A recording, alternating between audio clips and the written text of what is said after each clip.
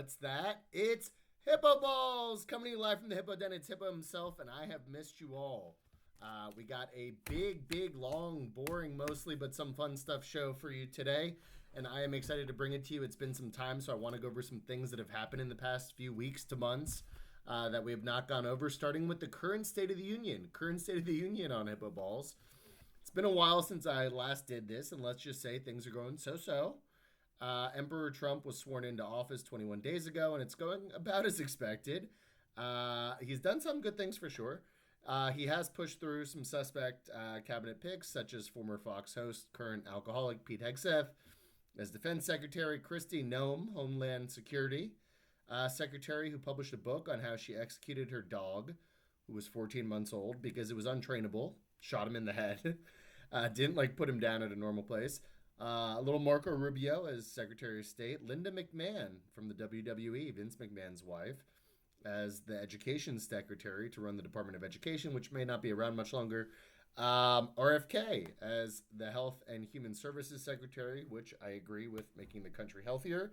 I don't share his stance on vaccinations, but he may not be so bad.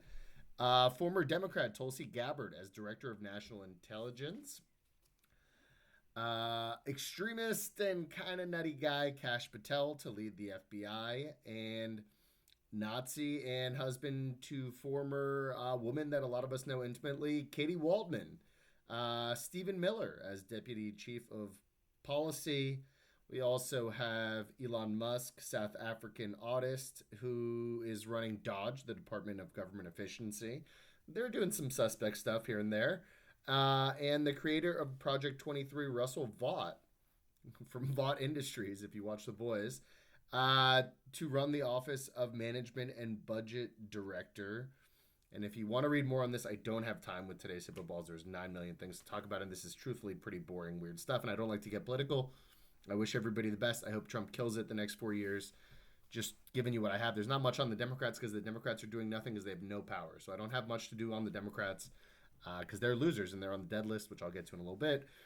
But as for the Republicans, you got to read up on this Russell Vought guy and the CFPB. It's the Consumer Fund for Protection Bureau or something. It's not good. It's not the Consumer Financial Protection Bureau.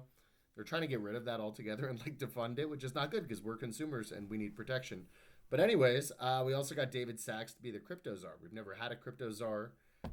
And now we do, which is good, except for the fact that it's just meme coins and I've already lost all my money. And Trump's just rugging me of all my money, dropping Trump coin and Melania coin, but we'll get to that a little later too. Trump has also issued close to 100 executive orders in the first few weeks, which is what he said he was going to do. And he is a man of his word so far, whether we like it or not. And whether these are legal or not, still up in the air. A lot of these are going through the courts. End to birthright citizenship, expanding fast-track deportations, and they're sending them to Guantanamo Bay, and even some people that don't have any criminal convictions don't love that, but it is what it is. Freezing federal grants and loans, trillions and trillions of dollars in that. I think that got reversed. Dismantling USAID, which is the government's international aid organization, not ideal. I think Marco Rubio's in charge of that. A bunch of transgender stuff he's not into, which... yeah, he's not into any of that. And giving DOGE access to all of our personal info in the Treasury Department, the Education Department, and the Labor Departments, which is Social Security numbers, date of birth, all of our financial transactions. That's in the courts now. Not good for Elon Musk to have all this information, I don't think, in my personal opinion. He's not even a part of the government. He's just some big DOGE corporation. And his Twitter, he's doing so-so with that. So far, I don't think that's going through. I think they had stuff and the judge said, stop reading it. I don't know what that means, and I don't know if they're going to listen. But that is what it is. He also pardoned all the January 6 people, including violent ones, and now the FBI officers and prosecutors fear retribution. So we get why there were some pardons before he came into office, here and there. He also canceled pronouns, which I agree with. I don't think pronouns are that great, so I'm cool with that. Other than that, he's doing a fine job, or like the saying goes... Other than that, Miss Lincoln, how was the play? Enough about that. On to our regularly scheduled program. Who's back? Who's dead? Who's not back but not dead? Starting off with some of our favorite and most reoccurring themes of hippo balls: anti-Semitism, racism, and school shootings. Solomon Henderson, 17-year-old black student in Nashville,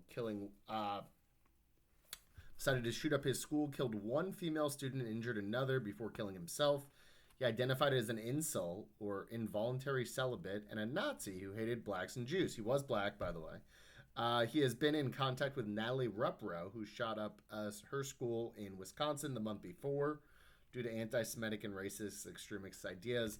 Not good. We got all these school shooters that are really amped up. They're talking to each other online and discords and all these chats. Not great. Speaking of Nazis, we had Elon Musk do a double Nazi salute at the inauguration, and then he said that, no, I wasn't doing that. He didn't really deny it. Also on the topic, we have the artist formerly known as Kanye West going on a 4-day now and counting. It's still happening right now as we speak. It's crazy. He's taking like cat naps in between doing nitrous. It's impressive if it wasn't horrific. He's been on a anti-Semitic, anti-women, incoherent rampage on X for the past few days. I don't want to give him too much time of day because he's an idiot and an asshole. But he has been rambling on about how he's a Nazi, how he loves Hitler. He started selling swastika shirts, yelled about his support for Diddy, and started saying that sometimes women deserve to be sexually assaulted and slapped around. He supports that Diddy did that in that video that we all saw. There are hundreds of tweets, but that's basically the gist of it. I would say this probably rises to hate speech, and he should probably be deplatformed on Twitter. He's getting like 60,000 likes on each of these, and he's selling a bunch of stuff on Yeezy website. Elon disagrees, of course, and is letting him continue to post. This is all after his wife walked naked down the Emmy red carpet, and they weren't invited to that. She's attractive, of course, but I've seen her naked too many times, and I'm kind of, the allure is gone on that. I'm sure his mother would be proud of him and the man he's become, and I'm sure Kim is thrilled that she shares children with him. Next up, we got the Proud Boys. The Proud Boys. A judge ruled that a black church, I forgot what part of America, I didn't do too much research, but a black church owns the Proud Boys trademark, so that's funny. Next up, we got plane crashes. Plane crashes. With recent budget cuts to the government as a whole and firing at the FAA and the Department of Transportation, we got a mid-air collision between an American Airlines flight out of Kansas colliding with an Army helicopter as the plane was about to land at Ronald Reagan Airport in Washington, killing all 67 people. There were a bunch of finger skaters from America and Russia and some other countries on this flight. It was weird. I mean, the video is weird. I'm not into conspiracy. I guess I am into conspiracy theories, but I'm not into believing all the conspiracy theories. But it was weird. You see the video. This helicopter is just going like straight into the plane. I don't think that they did it on purpose. I'm not saying they did it on purpose. I'm just saying the video is weird. I think they were saying that they couldn't see above it or something, and there was only one air traffic controller guy working 2 different towers because they don't have enough people. So that was a mess. We also had a medical transportation plane crash in Philadelphia, killing all involved. And it's a super sad story because there was like this Make-A-Wish humanitarian Mexican girl on the plane, and she had just gotten some like emergency medical care, and she was flying back to Mexico, and then the plane hit the ground and exploded. Also a video of that if you wanted to see it. I don't know why you would, but I've seen it because it's all over Twitter now, is just plane crashes and people getting shot and killed and anti-Semitic stuff. So that's all I see. Maybe that's just my timeline. But video of that, super sad story. Medical plane just falling to the ground and exploding. We also had a plane crash in Alaska. I think it was yesterday, the day before. All 10 people died on that. We also had a Japan Airlines plane clip a Park Delta plane in Seattle, and a United Airlines plane caught fire during takeoff in Houston. We also had a few instances of people hiding in the tires as like stowaways. They died mid-flight. I never really heard too much about that before. Moving on to tariffs. Tariffs, exciting stuff. I know this is very exciting, fun stuff to talk about, but tariffs. The U.S. announced tariffs on Canada at 25%, China at 10%, and Mexico at 25%. They are our 3 biggest trade partners for the U.S. with a total trade worth about $2 trillion a year. That's about 6% of the U.S. economy. For those that don't know, tariffs are taxes on things from other countries. They make buying things more expensive from those countries. countries use tariffs to help their own businesses and get other countries to change their policy. Uh, Long term, it could work, and I'm not saying it's a horrible idea. Just short term, it's not very good. It raises prices of everything. It tanks the economy. The stock market was crashing. Crypto's crashing. No one's having a good time. Eggs are going up. The other problem is that these other countries put tariffs. If you're going to put tariffs on me, I'm going to put tariffs on you. How do you like that? So, of course, Canada came out and said, we're going to tariff you, and China's tariffing us, and Mexico is tariffing off us. Economists don't like tariffs, but there is the possibility that it works in the long term. Short term, it makes everything worse. But because of that, and Trump's, the art of the deal, and I do think that he's a decent businessman, he talked to Canada and he talked to Mexico and he paused the tariffs for a month, and they're going to put 10,000 troops on the border in Mexico to make sure that the immigration stuff goes better, and Canada's putting some of those Mountie guys on the horses at their border, and they're trying to get fentanyl and immigration changed or something. I don't know. I didn't hear anything about the China tariffs. So some people are saying that they were going to put those people at the border anyway, so he really didn't get anything, but Trump's able to say that he did, which is, of course, what it's all about. So that's what we have on tariffs so far. On to fun stuff, because that was a lot of boring stuff. Next on Who's Back, we have Uncle O'Grimacy. Uncle O'Grimacy. I know I gave you guys a little preview of Uncle O'Grimacy. Look at my guy there. Look at him. Look at him and Grimace. So I know I gave you a little hint of Uncle O'Grimacy, and after 40 years, McDonald's are bringing back Uncle O'Grimacy, the Irish Uncle of Grimace. And he was created in unison with the Shamrock Shake. We've all had the Shamrock Shake, I think, and they still make it. And you may be wondering why. This is stuff I didn't learn originally at the original post, but I did some deeper digging as the journalist I am, and I learned more about Uncle O'Grimacy. And the reason he was shelved for the past 40 years is in 1975, he would travel from Ireland each year, bring Shamrock Shakes to McDonaldland. He was phased out due to an incident in Philadelphia in 1978, where the person in the Uncle O'Grimacy suit, who I assume was Irish, made statements in support of the IRA, which, if you don't know the IRA, they're a paramilitary alt-right group with the goal of ending British rule and establishing an independent united Ireland. They're also highly violent. They're classified as a terrorist organization. He also said that British soldiers are better dead than alive. Of course, not great for McDonald's image, so they shelve him for 40 years. I hope that no one remembers the story, and they bring out Uncle O'Grimacy, because he's pretty amazing. But Hippo's on the story, just letting you know. I still love Uncle O'Grimacy, but he's not for British people, and he's part of the IRA. On to Who's Dead. Who's Dead? We got, starting off with someone we know and used to love, Navid. Navid's dead. When we needed him the most, him and his sources, he was filleting fish instead of helping us at the trade deadline. Missed the whole last day of the trade deadline. Missed the Jimmy trade. Missed mostly, I think he even missed parts of the Luka trade. Horrific end of NBA trade line performance. I know that I'm just taking tweets and showing them to you guys, but at least I'm trying. At least I'm here. It's better to be wrong and present than right and not present at all. You ate a 3-day dinner for your anniversary. Navid, you're dead. Expect better out of you moving forward. Next up on someone who's also dead, Nico Harrison. Nico Harrison's dead, the Mavs GM, who made one of the worst trades of all time. And there's a lot of theories on that, which I will get to.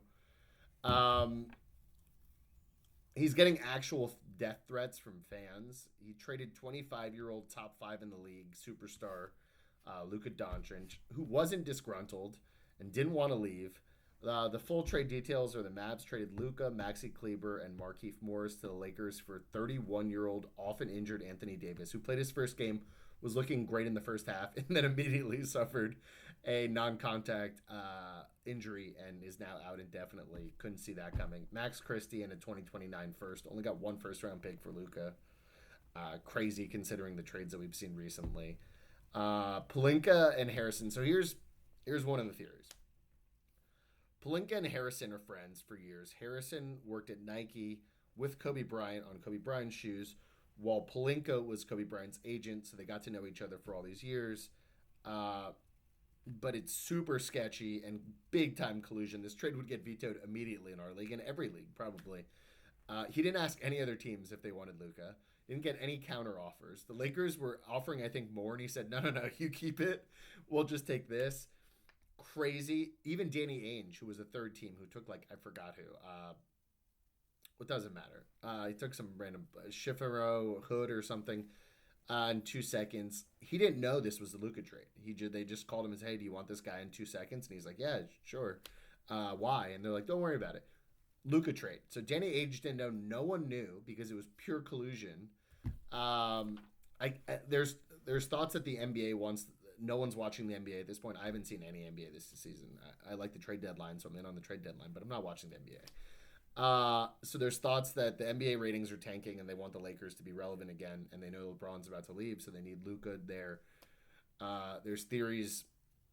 Another conspiracy theory, which I think is pretty interesting. I sent it to the group a while ago, but I'll go over it again. There's this attorney who posted basically that the Adelsons, Mark Cuban sold the Mavericks. Mark Cuban doesn't own the Mavericks anymore.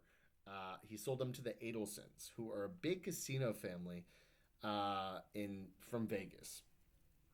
And they bought the team, and they have ulterior motives. They're a big Jewish family, this trade is not good for the Jews, by the way. Not good for the Jews. I'm reading a lot of Jew hate online because of the Luka trade. So, of course, the trade makes no sense. AD and a first for Luka is ridiculous. The Mavs' new owners, Adelson Dumont ownership group, has no real interest in basketball. This is the rumor. This is the conspiracy theory. And they've said as much. To the Adelsons, the Mavs are just meant a means to an end, which is opening up the largest untapped gambling market in the country, Texas. So Texas does not have legalized gambling yet. A destination resort casino in Texas with the new Mavs arena, which they're trying to move to Austin, because Austin's, of course, is big center. They want to get out of Dallas, and they want to open a casino in Austin.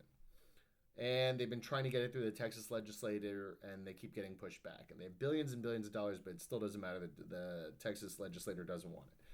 So they push to change Texas law to allow the Mavs-centered destination casino it's not working. Despite hiring virtually every lobbyist, their company, which is Sands Casinos, is not getting through the Texas legislature. So another loss for gambling in Texas, at least this session. So before next session, they're saying the Adelsons need more leverage to get a gambling bill through that legislative process. But they already donate more to Texas politicians than literally anyone else, and they employ dozens of good lobbyists.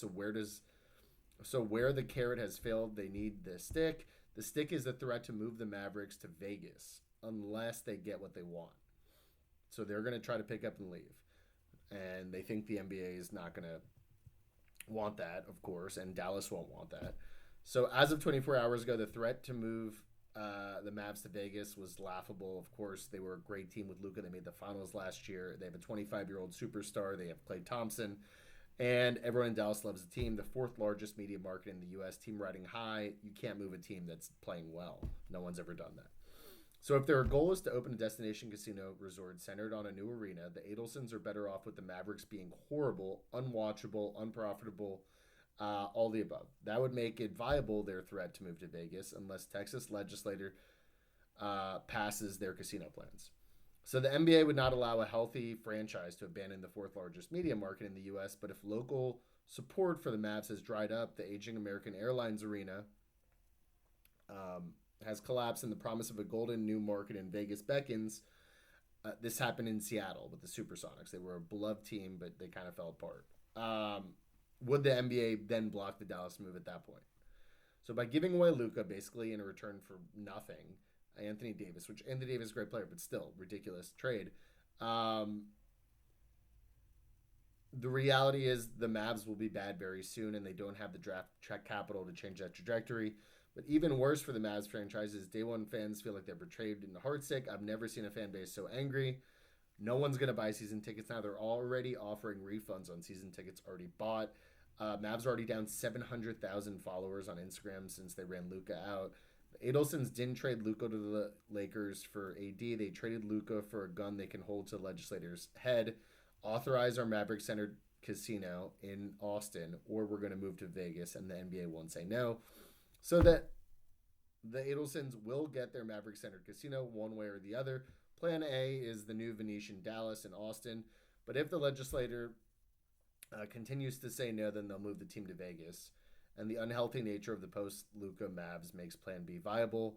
And oh, yeah, as a nice side benefit of this gambling driven plan, is the NBA's flagship franchise, the Lakers, get reinvigorated with one of the top 5 players in the league. Nico admits that he only talked to the Lakers about trading Luka, reveals that this was not a basketball driven transaction. Why not get 5 first rounders for Luka, which clearly you could have? So clearly, that's the conspiracy theory. I'm sorry that was long and drawn out, but I wanted to give it to you all.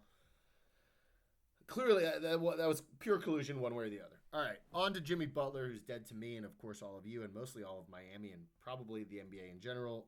He said he would go anywhere, and then they said, okay, and we started trying to trade him to a few teams, and he said, no, I don't want to go there. I don't want to go there. No, I don't want to go there. I don't want to go to Milwaukee. No. Then I'll go to a few teams, and then he said just the Suns, and his agent put up a disaster class in this free agency. And Jimmy, due to his antics, will never have his jersey retired by the Miami Heat. No statue, nothing like that. They already gave his jersey number to Wiggins, number 22. Weird stories. The Butler camp's putting out weird stories about how when his dad passed away, Riley met with him, and Riley said that he had a hard time when his dad passed away, and he cried, and Butler's calling him unhinged. That's weird. I don't know. That's a weird story to put out. It doesn't really make you look any better.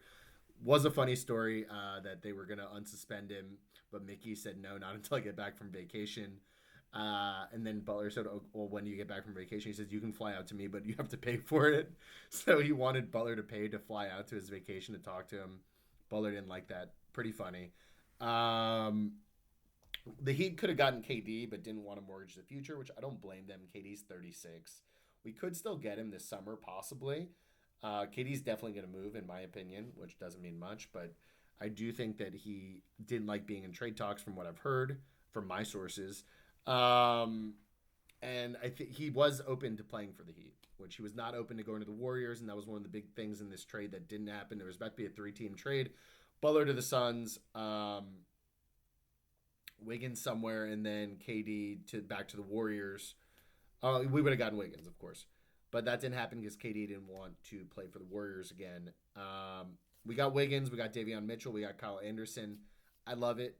I think the team's young. I think the team's fun. I think Wiggins is going to be really good. Wiggins is younger than Butler anyway. We're going to have unbelievable defense. Feel bad for PJ Tucker. Posted that really funny Undertaker I'm back meme, and then it got immediately traded. Excited for the Heat. I will watch in the second half. Next up on Who's Dead, we got Montoya. Montoya! Viral clip, which I'm sure you've already seen. If you haven't, you got to go run and watch it. Viral clip, Montoya por favor. It's Spanish Temptation Island show. Temptation Island we have here, but this is a Spanish version of it. And he's watching his girlfriend. It's a clip of him watching his girlfriend. And she's in bed with some guy, and they start kissing each other, and he starts freaking out. He's like, no. And then he shuts the lights off, and they start taking their clothes off, and the guy's like freaking out. And he's talking in Spanish, which there's like clips that you can see that they edited the captions to English. But Montoya's really going through it. And then they start having sex, and he starts running to the house, and they start having harder sex as he's running. The camera works unbelievable. Montoya, por favor. And the host is just saying, Montoya, stay, por favor. And Montoya's running, and Montoya's ripping his shirt off, and Montoya's in so much pain and agony. And allegedly, it's come out that the reason she had sex with this other guy, which was crazy, they showed them doing this while he's running on the beach to go back to the house, is allegedly because he cheated on her by getting a lap dance the week before. Definitely not eye for an eye. Ridiculous retaliation by her. We all stand with Montoya. Amazing TV by the Spanish amazing reality TV by them. Next up, we got the Democrats on the dead list. Democrats, like I said, we had 100-year-old Maxine Waters and 100-year-old Chuck Schumer held a press conference holding hands, chanting, we will win, with a guy with like a cane doing a little jig in the background. Not what you want to see. I don't know if we're going to win. You sure about that? I don't think so. Lastly, on the Who's Dead list, we got Blake Lively. I can go on about Blake Lively for 15 minutes, but we don't have that kind of time. We're already at 25 minutes. Sun's shining on me. I'm sweaty in my hippo costume. Anyways, in an intense battle with Justin Baldoni, who's the co-star in a I think, director of It Ends With Us. She files suit against him for sexual harassment originally, runs a big smear campaign with the New York Times, who doesn't fact check anything. They just run with it because Blake Lively, it's Ryan Reynolds. They're like, for sure, let's get this. He comes out and runs countersues her, releases a ton of texts and videos. They're all time-stamped and metadata approved. And it shows that she's lying about like everything, basically. He sues the New York Times. He sues back Lively. And they're going back and forth, throwing blows at each other. Mostly none of them are landing on Baldoni. He still seems like a weird guy, kind of douchey guy for sure. Not saying everything he did was right. But Lively definitely got caught slipping for sure. And now she's dodging being deposed in the case because she knows that she's caught with her pants down. So she's like, I'm not going to get deposed. Let's just like kind of settle this. Baldoni's like, no, you're dead now. Ryan Reynolds also caught in the crossfire. Not great for him. Taylor Swift, she put out this ridiculous text message that Taylor Swift was her dragon and that she was Daenerys Targaryen. I didn't watch Game of Thrones, but Taylor Swift doesn't like being called your dragon. Doesn't hang out with her anymore. Uninvited to the football games. Dead to Taylor Swift. Justin Baldoni up. Justin Baldoni back. Blake Lively dead, at least for the time being. Not back, but not dead. Everyone in crypto. Like I said, Trump was supposed to pump all our bags, but instead dropped meme coins on our heads and rugged us with Trump coin and Melania coin. Barron's also been dropping some of his own coins on the side without telling anyone. Bird's full MAGA now because he thinks that Trump is going to make him rich with crypto. Hilarious to see. Bitcoin's still fine, of course, and there's like a bunch of other coins. I think crypto in general will go up with time, but as of right now, not as good as people thought and wanted. Lastly, on Not Back But Not Dead, we got Punswani Phil. Groundhog Day was Sunday, February 2nd. I don't know why I can't say that. Punswani Phil. He's the groundhog. Groundhog Day was Sunday, February 2nd. We predicted 6 more weeks of winter because he saw his shadow, which sucks. Everyone hates that when he sees his shadow. The good news is he's about as good at predicting the weather as I am at betting.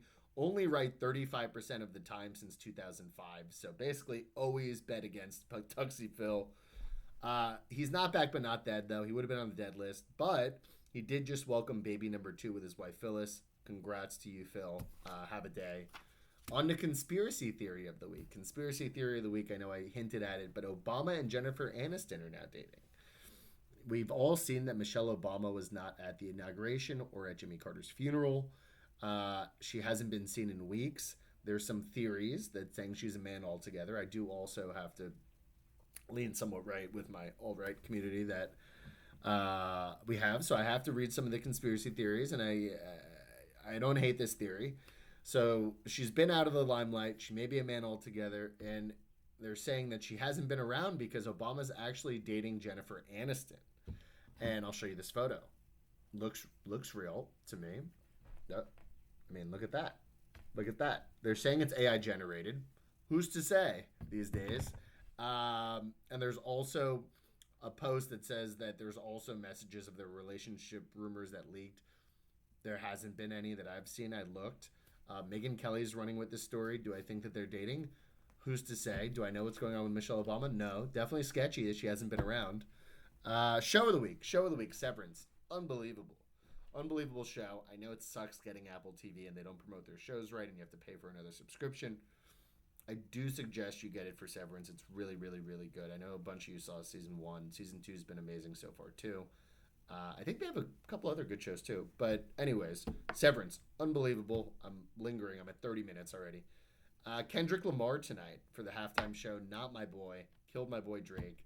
Don't love Kendrick Lamar at all. Hoping for his downfall. They did say he's going to have some big surprise tonight. Would love for Drake to come out with Kendrick squash the beat. Definitely not going to happen. Definitely going to be like Taylor Swift coming in and doing whatever that song they have to give Bad Blood. Other than that, bets. I'm riding the Eagles. I'm tired of seeing the Chiefs. Do I like what's his name, the coach? No, but I'm riding the Eagles. What other bets do I have? Saquon over 80 yards. Travis Kelce over 50 yards. I do think Travis Kelce's kind of old and dead, but he's Super Bowl. And Devontae Smith over 4 receptions, 50 to win 144. I like that. Devontae Smith to record 25 receiving yards in each half, plus 300. I like that. I like the over on the national anthem. I like heads on that. I like the Gatorade color to be white. I should have done more on bets. I'm sorry. I did 30 minutes of Hippo Balls. Have a day. I'm going to try to cook some food for you guys later today too, but I'm running very behind already. Have a day. Go Birds. Love you all.